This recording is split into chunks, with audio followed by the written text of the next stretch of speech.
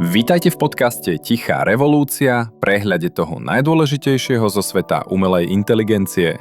Ja som Simon, virtuálny host vytvorený spoločnosťou InSynapse. Dnes trochu netradične celú epizódu venujeme jednej téme, ktorá momentálne trápi technologický svet. Je AI bublinou? Rozoberieme argumenty optimistov aj skeptikov a čo z nich plynie pre firmy. Na jednej strane je vízia počítačového priemyslu 2.0, kde neurónové siete menia spôsob, akým pracujeme a kde adopcia prebieha rýchlejšie než pri čomkoľvek v modernej histórii. Na druhej strane sa kopia náznaky, že ekonomika dnešného AI boomu je postavená na krehkých základoch. Na dlhu, kruhovom financovaní a nákladoch, ktoré rastú rýchlejšie než príjmy. Optimisti hovoria, produkt je už dnes užitočný, masy ho používajú, výsledkom bude lacnejšia inteligencia pre každého a prudký rast produktivity. Skeptici kontrujú. Jednotková ekonomika je v záporných číslach. Dopyt nafúkuje finančné inžinierstvo a po počiatočnom šoku z GPT-4 sme nevideli skok, ktorý by ospravedlnil exponenciálne vyššie náklady. Pravda je niekde uprostred. Technologická zmena je reálna, financovanie je napäté a udržať túto rýchlosť bude stáť viac, než si mnohí pripúšťajú. Keď sa pozrieme na technickú stránku veci, význam AI dnes naozaj nevyplýva len z lepšieho internetu či rýchlejšieho pripojenia. Ide o zmenu výpočtového modelu. Namiesto tradičnej architektúry máme siete, ktoré sa učia zo vzorov a vedia do istej miery držať kontext, tvoriť plán a postupne uvažovať. Trh rastie v troch smeroch. Používateľská báza, paleta scenárov a spotreba výpočtu na každý scenár. Preto vidíme obrovské investície do akcelerovaného hardvéru a preteky v budovaní kapacít. Ak sa má ekonomika práce posunúť, najskôr to uvidíme tam, kde regulácie nebrzdia zmenu. V softvéri, dátach, analýze. V profesiách, kde si ľudia stavajú nástroje sami pre seba. Lenže práve tu narážame na nepríjemnú matematiku. Starý softvérový svet stál na tom, že používateľ nestál takmer nič. Generatívna AI má opačný sklon. Náklad na jedného náročného používateľa vie vystreliť podľa toho, čo od modelu žiada. Paušálne predplatné sľubovalo neobmedzené použitie, no potom prišli limity, spomaľovanie a postupná migrácia k cenám podľa spotreby. V jadre je jednoduché pravidlo. Vstupné tokeny sú lacné, výstupné sú drahé. Aplikácie, ktoré vedia spracovať veľa vstupu a vytiahnuť z neho hodnotu s málo výstupom, majú šancu.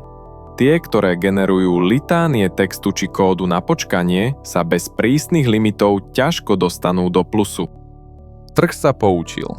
Nestačí mať peknú apku, ktorá len volá cudziu AI. Ak má firma prežiť, ponúkajú sa 3 cesty. Vlastná, lacná a rýchla inferencia, silná väzba na zákazníka, ktorá sťažuje odchod inde, alebo AI ako lákadlo k produktu, na ktorom sa reálne zarába. V praxi to znamená menej efektných dem a viac reálnych čísel. Treba sledovať, koľko stojí jeden request do AI a akú hodnotu prináša. Inak sa len pália peniaze.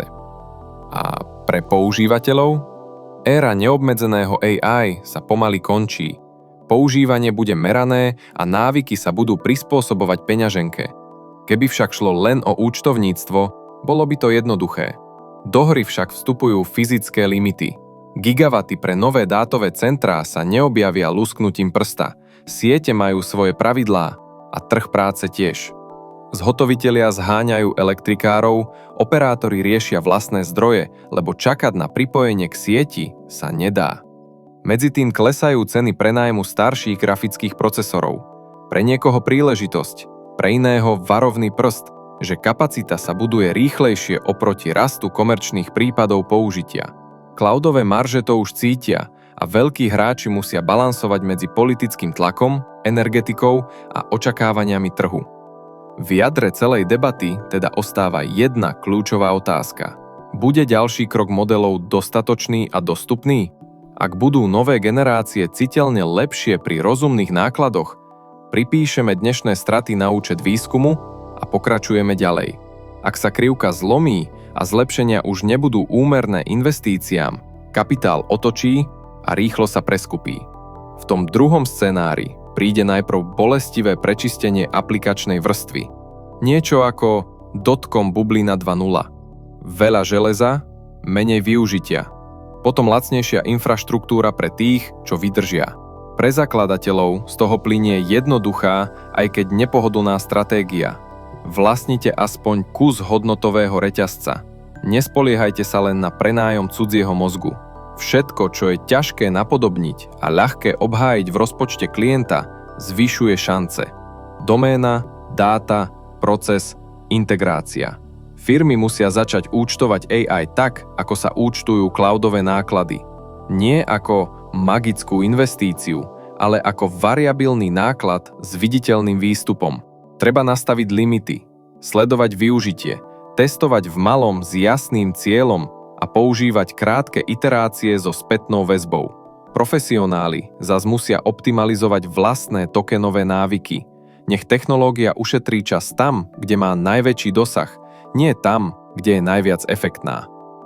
Optimistická strana má stále silné karty. Tempo zlepšovania užitočného výkonu, lepší pomer cena-výkon v nových generáciách hardvéru, nové spôsoby tréningu a doľaďovania, ktoré sa viac podobajú praxi než encyklopédii.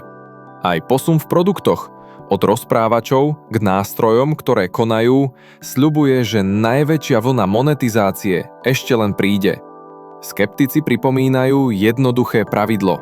Ak nefunguje jednotková ekonomika, budeme žiť v režime dotovaných zážitkov a tvrdých kompromisov. Možno teda nezažívame reprízu dotcom bubliny, skôr kombináciu dvoch paralelných dejov. Na scéne produkt, ktorý veľa ľudí reálne používa, a potom veľmi drahé zákulisie, ktoré musí niekto zaplatiť. Medzi tým otázka, ktorá rozhodne poradie víťazov. Dokážeme znížiť cenu užitočného výpočtu dosť rýchlo na to, aby biznisy narástli skôr, než sa minie trpezlivosť kapitálu? Ak by sme mali vyvodiť jedno praktické odporúčanie, je to toto. Spraviť z AI normálny nástroj s meraním výsledku. Nie kúzlo, nie PR, ale proces. Merajme, kde šetrí čas, kde zvyšuje konverziu, kde znižuje chybovosť. Dávajme umelej inteligencii úlohy, ktoré zvláda spoľahlivo a ostatné držme zatiaľ v skúšobnom režime. Namiesto veľkých slov stačí malá účtovná veta. Toto sa oplatilo. A aj keby prišla korekcia a šance nie sú malé, AI technológia z tohto sveta nezmizne. Zostane infraštruktúra, know-how a zlepšené návyky. História má zvláštny zvyk. Najlepšie využije to, čo zanechajú bubliny, keď splasnú. Ak sa dnešné prebytky premenia na lacnejšiu diaľnicu pre výpočet, tí trpezliví po nej pôjdu ďalej. A to je na dnes všetko. Ak nechcete zmeškať ďalšiu tichú revolúciu v AI, dajte odber a počujeme sa opäť na budúce. Dovtedy, nech vám to prediktívne myslí. A ak hľadáte partnera, ktorý vám pomôže vytvoriť funkčné AI riešenia pre váš biznis, ozvite sa týmu InSynapse. Nájdete ich na www.insynapse.ai.